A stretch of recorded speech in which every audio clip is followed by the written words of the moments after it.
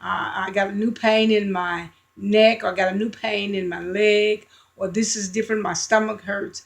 But one of the things that we have found that really helps the doctor and the healthcare professional is when we tell them some non medical things about us, things that are bothering us, that they might be able to look at the pain that we're having and see if there's any association with that.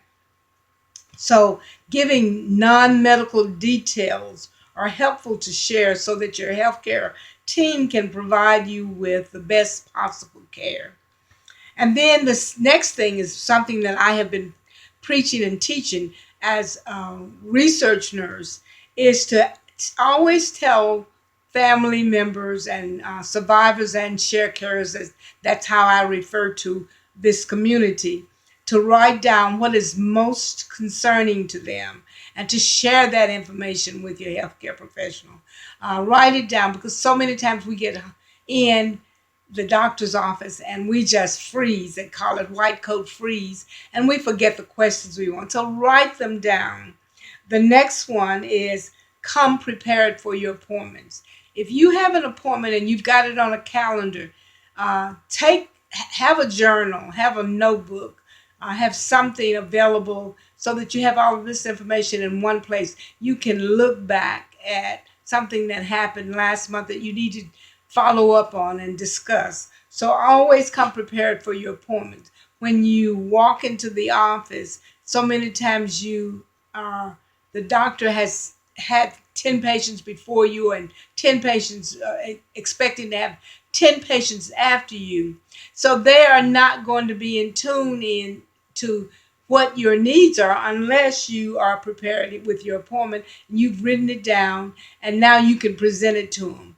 So many of the offices now use the portals to gather information into the computer before the patient gets there. Utilize those, and if you're not comfortable with using portals for your patient care updates, then get somebody else to help you with it, or make sure you tell them in the office, I'm uncomfortable with this, I don't know how to do this, so I need someone to give me some direction on how I can get this done so that this information is very present. Come prepared for your appointments. And the next one is talk about what you're experiencing or feeling. Sometimes when you go to the office, and I'm just going to use me for example, because I went to the office today. I've talked about the fact that I fell up under a wheelchair and injured my hand, had to have stitches. And this was probably about 14 to 15 days ago. And so, but it was time today for me to go and have the sutures removed out of my middle finger, right in the worst part, in the bend of it. So, but when I went to the doctor, I said, I'm very apprehensive about getting this done.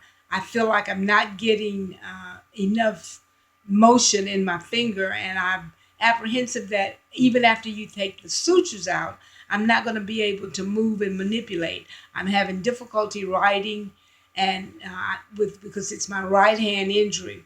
So you tell the doctor, if you're experiencing difficulty dealing with situations. So many times we go into the doctor's office for physical reasons, but there are so many emotional and spiritual things that go on with it. And and to me, that is actually a way that we deal with grief. If I had to be honest about it, normally when I go to the doctor, I find myself with elevated blood pressure, and it was today. But the nurse said to me, I would expect it because you're here, you walked over from the parking lot. So it's a matter of us working together to get that done. And I said yes, because I decided that I didn't want to take all of my medication until I got back home. So tell them that so that they'll know what to expect. And number 5, tell your doctor how you prefer to receive information. This is one of those things that in the media, and because of privacy and all of the HIPAA laws, we have to really help the physicians, help our families, help the survivors, and help ourselves by telling the doctor, I need you to know, and I've signed a paper saying that this person should get this much information. This person should not have this information. This person is not getting any medical information. And so you tell the doctor who you want, and you sign a paper so that that person will have the authority. Don't give them the responsibility of helping you with your health care and your doctor's visit without giving them the authority to do it. So when you want them to be accountable and responsible, be sure and give them authority. And you say to the physician, is there something I need to sign so that this family member will be the one that you will speak to, and then follow down in the line. If you have one, then you have another one. So those are the things that you want to do. Can we talk about what matters to me?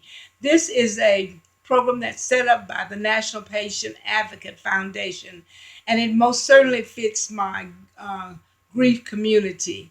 And I wanted to share it today as I am giving my first video.